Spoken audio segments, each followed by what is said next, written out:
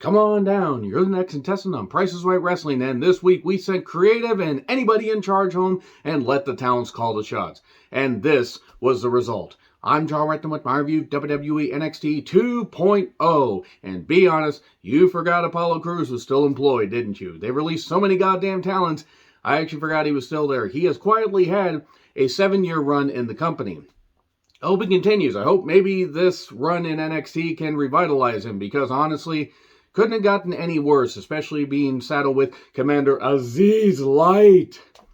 I will also say that this episode of NXT 2.0 had less egregious bullshit. I mean, it still had some bullshit, but none of the matches really meant anything. In fact, I would argue from week to week, none of the matches really mean anything. Because any of the ones that are any good, they're either followed up on like in a few weeks, and just, I understand they're just throwing shit out there, trying to make it work, but whatever. It's the fallout from NXT in your house. No longer NXT TakeOver. Kicking off with Hayes and Tricky Ticky Williams. Why are they wearing Letterman jackets is what I wondered. And I'm not talking David Letterman jackets, not Uma to Oprah, Oprah to Uma Letterman. No, just Letterman jackets like they're in college or in Varsity Blues. There goes my hero. I'm going to retro review that at some point. He gloats about regaining the North American Championship. Well, both of them do. Because Trick talks Hayes up and lets Hayes talk his talk, as the kids say. Solo Sikoa shows up because he's got next. And he talks a little bit. And then here's Grayson Waller, because any NXT 2.0 program has to have Grayson Waller on it, even though nobody wants to see Grayson fucking Waller. The guy can work. The guy is also just infuriating to even fucking look at. And that's just his fucking wardrobe. Good God, who the hell came up with that idea? Like, let's put him in the most garish, ridiculous shirts. That right there is heat getting right there. So anyway, I know he is not worth the TV time that he's fucking getting. Though he can work. That's the frustrating thing. He is actually pretty goddamn good. He's a pretty good athlete, but whatever. So anyway, they beat down Solo Sikoa, and well, there we go. We're off to the races there. Then we get a pre-tape on heavy metal Von Wagner and Josh Briggs. Please stop trying to make Von Wagner a thing. The lobotomized zebra has no business being on a wrestling program. The Geico caveman wrestler has no business being on a wrestling program. I don't care that his dad was a pretty damn good tag team wrestler. Fuck. Anyway, so back with Legoland Phantasm, and Elektra Lopez has just been sent home, seemingly. That's a shame. She was pretty much the best part of Legoland Phantasm. And Tony and the Goons. This is abysmal. This is stupid. This is bad television. This is bad creative. And again, the aforementioned creative team got sent home. So I have completely written off Tony D'Angelo. And I have nothing against the talent himself. He's actually pretty good in the ring, but this has just gotten overly gimmicky, overly stereotypical. And apparently something about a city council meeting. Like, they're going to be doing this stuff. Like, all these meetings got set up by the Legoland Phantasm, and nobody cares about any of this stuff. And then he tells Escobar, Tony does, hey, you got a match later. Fallon Henley, my goodness. Josh Briggs with Jensen and Henley taking on Caveman Wagner with Stone and Sophia Cromwell, also my goodness. What Egyptian tomb did I unearth and desecrate to warrant having to deal with Josh Briggs and Von Wagner in a fucking match? God fucking damn it. Oh, by the way, Jensen had that injured hand because he got beat up by heavy metal Von Wagner, the caveman John Wagner, the lobotomized zebra as he is. Got beat up and got his hand broken, and he had a cast on his hand. And then he got that stomped on. And then he throws the cast off his hand. Briggs goes to hit heavy metal Von Wagner with it, while Fallon Henley does a distraction. And to be fair, she'd easily distract me and pretty much anybody with a pulse.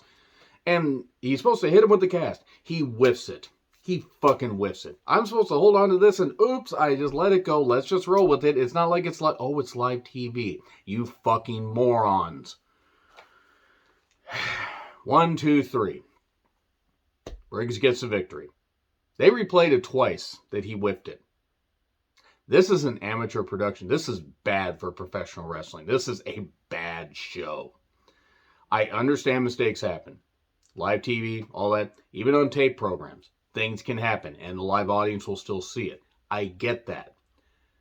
Don't do a spot unless you are prepared to do it correctly. Don't do a weapon spot, don't do any of that stuff. Solo Sikoa is in the trainer's room, says he wants Waller and Mello in a handicap match. And if anyone wants to join, okay, be my guest. And then be my guest, see this great gorilla vest. This sweater, there's no better than authentic Irish setter. Okay, enough of that. Oh boy. Okay. So we go to Thea Hall or Hale. I'm actually not sure what her name is now. Chase University got interrupted by Pretty Deadly Glory. Bodie Gunn, as I'm calling him because he looks like the long lost gun son. He basically, kind of bows up at Pretty Deadly Glory. God fucking damn it, the tag team division's a goddamn dumpster fire. Santos Escobar with Tony and his goons takes on Mega Man Frazier, as I'm calling him, because the energy bar stuff just in his entrance just makes me think of Mega Man. Nathan Frazier has a lot of talent. He is also going to flame the fuck out if he doesn't slow down. Everybody knows her body better than anybody who's on the outside looking in. I'm just saying, based solely on that style. It's insane. The guy is great. The guy is very, very good at what he does. Tony joins commentary. The storyline is dumb. It's bad for wrestling, and it's not making me root for Escobar. It's making me not want to see Legoland Phantasm or Legado del Fantasma anymore.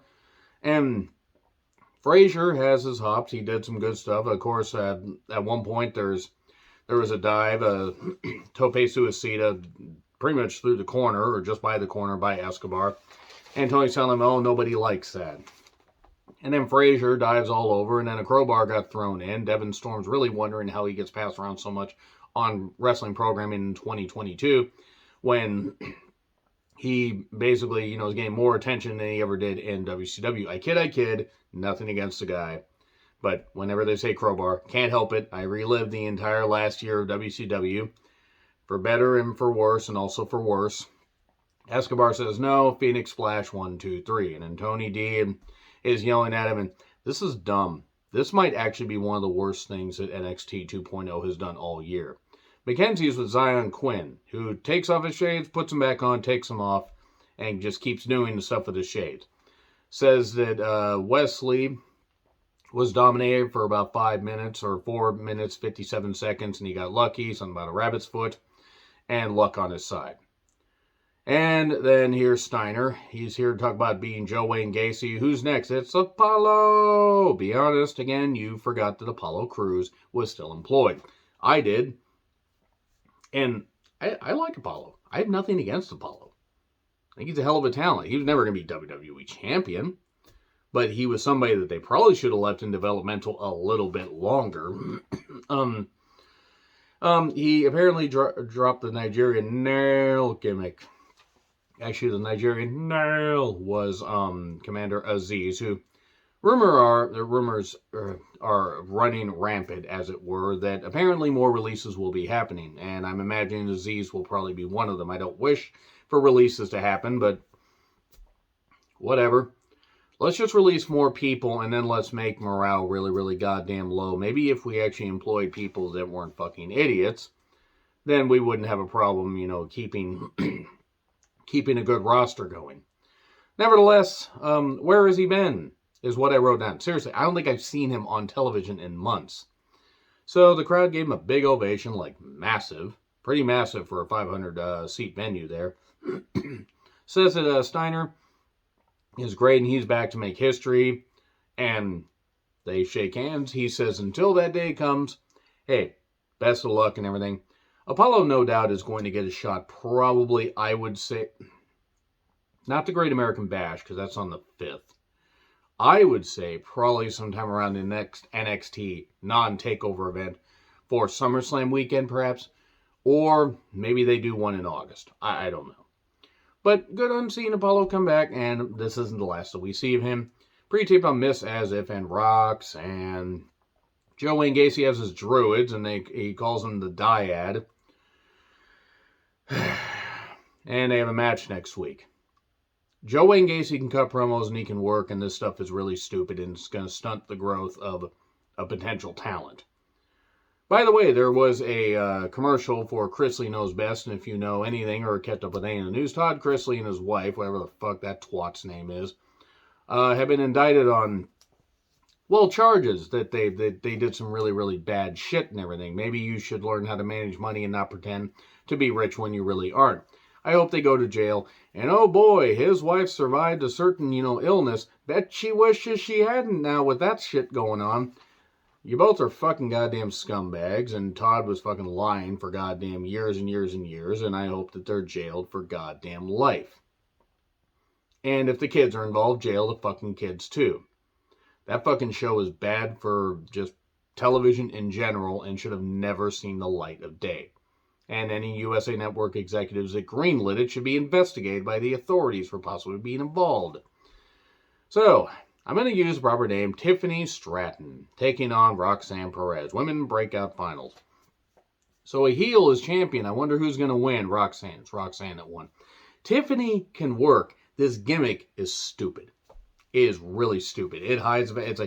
It's just Alicia Silverstone, hence the name Tiffany Strattonstone that I come up with. That is basically just her, her character turned up to 11 and clueless.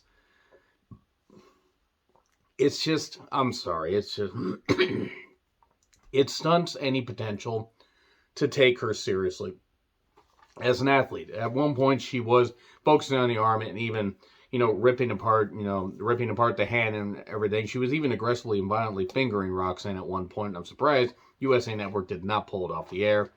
She gets an arm bar. She hits a nice stomp. Again, she can work, but the gimmick's stupid. Roxanne does come back with a ... dive. And then Tiffany does hit a moonsault that sort of misses. Roxanne didn't quite get out of the way quick enough, but no-sold it and hit the Pop Rocks, the code red 1, 2, 3. Okay. And then Cora Jay's out there to celebrate with Roxanne. Toxic Attraction shows up. JC. Jane, my goodness. Mandy knocks Roxanne, even knocks Cora Jade for not being able to beat her twice in championship matches.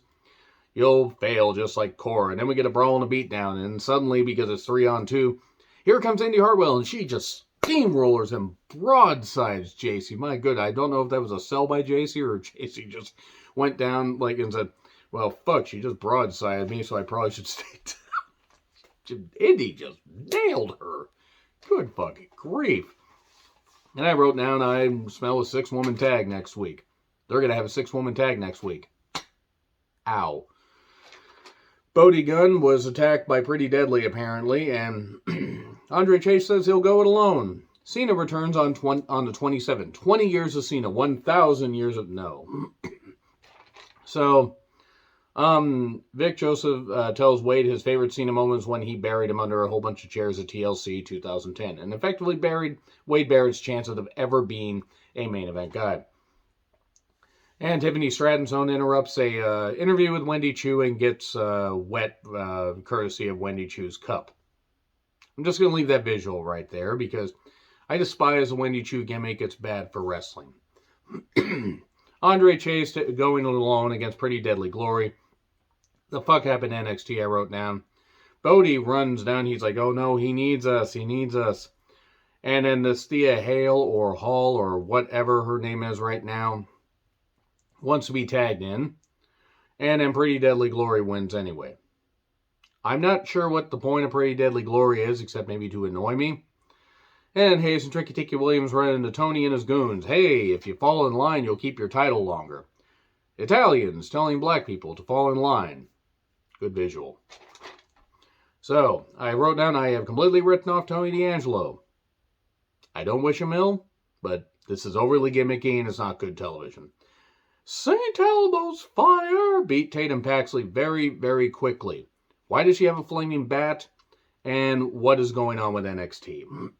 Lash Legend then attacks St. Elmo's Fire on the stage. What was Lash wearing on her ears? You could have seriously picked up a satellite signal from deep space on those. Diamond Mine's backstage. Strong should not talk at all. The Creeds offer Team BBC, Malik and Inofe. Well, Blade and Inofe. The Inofe and Blade. I'm not really sure how you really should say that. I wonder what rolls off the tongue better. Blade and Inofe? Yeah, let's just go with that. Whole point is, they have supported them, and the Creeds are like, you know what, we'll give you a shot. Sure, why the hell not? And then Strong knocks them for just handing out titles like candy. Please stop having Roderick Strong talk. For the love of God, stop having Roderick Strong talk. He loses any luster when he starts talking. Giovanni Vinci, the Fabian Eichner revamp, he's toast. Next week's a 6-woman a tag title match. Hayes and Waller taking on Solo Sikoa, and he's got somebody with him. It's Apollo. Apollo gets a pop, and Apollo shows up all motivated, and there's a bunch of action. Solo Sikoa gets beat up for a while, and then apparently the Apollo bomb is the finish. Big shock. Apollo hasn't won a match in so goddamn long, I forgot what it was like. There you go. That's all I gotta say about that. That's 2 hours of NXT right there. So yeah, it wasn't the most egregiously bad show, but it still wasn't very good. We here at Price is Right Wrestling would like to remind you to control the pet population. Have your pet spayed or neutered. Goodbye, everybody.